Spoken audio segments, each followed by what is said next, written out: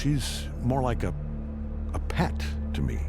A pet? Who are the most powerful Viltrumites? Amazon's superhero epic Invincible is giving the Justice League and the boys a run for their money. The ultraviolent space opera has some complicated, sophisticated, and mighty fierce aliens, and we're going to rank the top 5 of the most powerful of Omni-Man's people from the Invincible universe from the conqueror of planet Viltrum. And I can do this! It's all I ever wanted for as long as I can remember. When Anissa sets her mind to something, she gets it, no matter the cost. The voluptuous bombshell from another Earth is not yet in the TV series, but when this powerhouse sails in, hold your hat. In Robert Kirkman's comics and what we imagine will happen in the next season, Anissa arrives on Earth to recruit Mark to the Viltrumite cause. To recap their cause so we're all on the same page, the Viltrumites are a human-y advanced empire who colonize, punish, and enslave lesser races. They treat humans like some humans treat dogs. They're like, be who we want you to be and we'll let you live. Really? Their race at this point is down to a population of 50, thanks to the disease Scourge. I guess when Thragg issued a stay-at-home order, the Viltrumites didn't take it too seriously. Later on in the series, the 1,000-year-old woman went toe-to-toe and blow for blow with Omni-Man. Yeah, that's one strong woman. Maybe so strong that, and we're theorizing here, that the super macho men of Viltrumite don't want to mate with her. So she accepts to go on a mission to procreate with human males, and she has chosen Mark as her mate. She tries to seduce him, but that fails and the situation degenerates. She forces herself on him in the controversial Invincible number 110. This is a wild one, reminiscent of Batman Damned number 2, when Harley Quinn tries to have her way with the drugged Batman. Oh my. Where did she get those scars? Back to Anissa. She was able to pin down her future baby daddy when his powers were very mature. She brought his son into the world, Marky, who Mark passes on to his mom Debbie to raise, outsourcing his parenting duties. Well, that's not a very nice Mother's Day gift, don't you think? All in all, Anissa is a cruel and jacked member of Viltrumite's top brass, not to be messed with.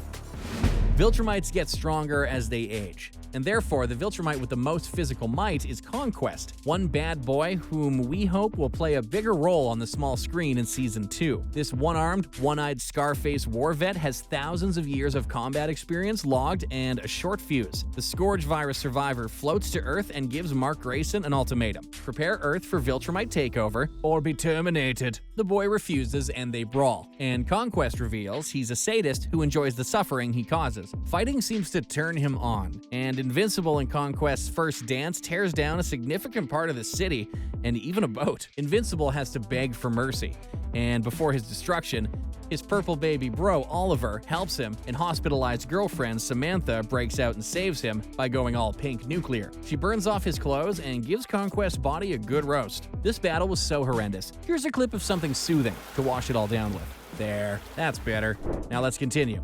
The humans keep Conquest's, head alive in an underground prison to study him because they are stupid. And the war vet breaks free out of 400 tons of reinforced steel and back for round 2 with some mustachioed reinforcements, giving the Grayson boy an outer space beating of a lifetime, leaving him barely breathing. That gory brawl finally ended with Invincible sending Conquest to his death, and was so visually disturbing, we needed to show something soothing before moving on to the next point. Okay, let's continue. Conquest's life ended the way he lived, in a bloody mess. His love for battle actually makes you feel kinda happy for him the way he perishes, as he ends his existence in a blaze of glory, Desperado style. Maybe he let the boy beat him for some sentimental reasons, possibly because Mark reminds him of his younger self. Maybe he was worried about what would happen to him if he lives too long. What happens to conquerors once they run out of worlds to conquer? Maybe they deteriorate or fade away, sad and alone and nowhere to go and nothing to do. Conquest's space battle and subsequent death created a power vacuum in the Viltrumite universe, making way for a nastier, smarter, and smoother operator known as Thragg, Grand Regent Supreme of the Mustache People. Thragg's arrival to the mythology's TV land should send the mighty Graysons shaking to their core.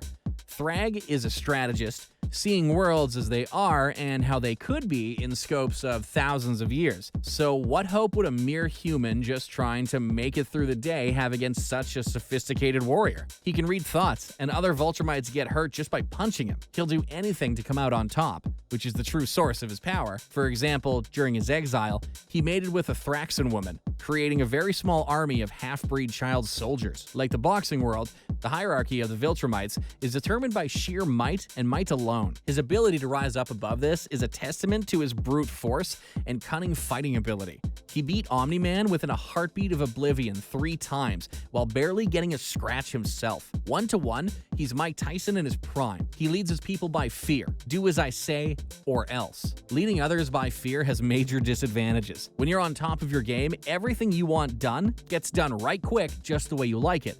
But when you're down and out, that's where leading by inspiration is the real money in the bank. Here's what I mean. Thragg's demise happens on the surface of the sun, where Mark, Machine, and Alan gang up on him in a battle where all of their clothes, skin, and mustaches burn off. Man, what's with all this nudity? And the freshly shaven Thragg melts into oblivion. They are able to defeat him because they stick together, and their morale for their cause is super duper high. They are ready to risk destruction to win their fight, not out of fear of execution by their master, but by the desire to achieve something larger than themselves. Thragg is out for a high status of supremacy for himself alone. And if you're a me first, me always kind of guy, you do get ahead in life in certain ways, but when you lead a crook and you're brawling out on the sun and losing, you're on your own, bro.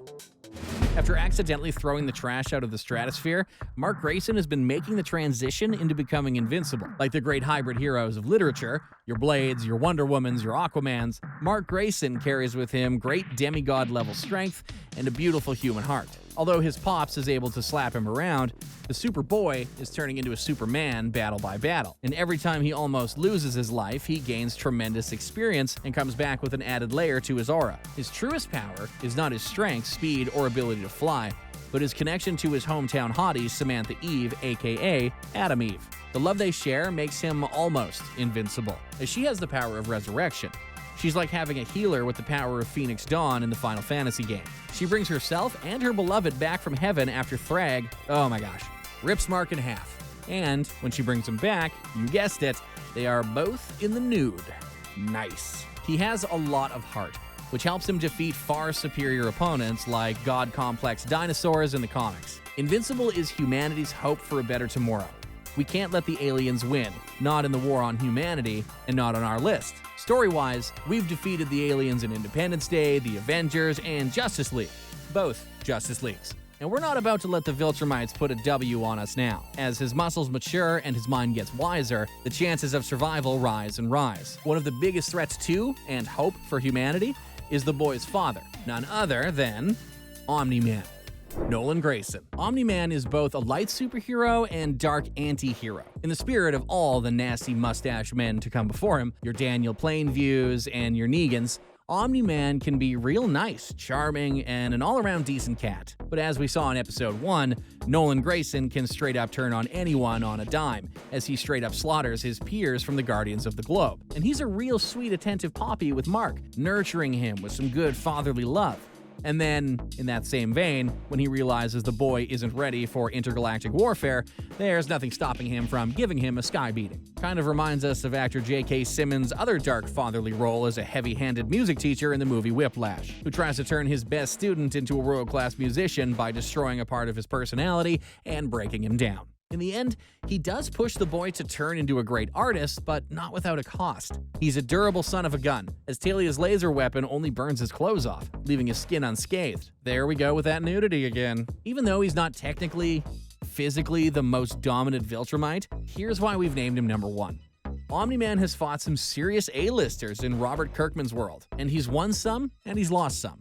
But he's lived and survived to fight another day. Most importantly, after each fight, as well as each scene and each moment of his existence in the story, he learns, changes, and evolves. He isn't just one thing, not just a conqueror, or a soldier on a mission, or a loving father, or an abusive father, or just looking to procreate, or a world-class mustache owner. He's all of those things and more. The whole is greater than the sum of its parts, and he is capable of evil as he is capable of love. And love, as you know, brings change. And those with the ability to change have the capacity to obtain more power. Nolan's redemption song has been a few thousand years in the making, but if it gets completed, Omni-Man will be the strongest man in the universe for having finished it. Fun fact about Viltrumites: their ears are hypersensitive to loud sounds, like the alien symbiotes Venom and Carnage in the Spider-Man lore. These barbaric Superman are no match for a guitar and amplifier. AC/DC, come and save us!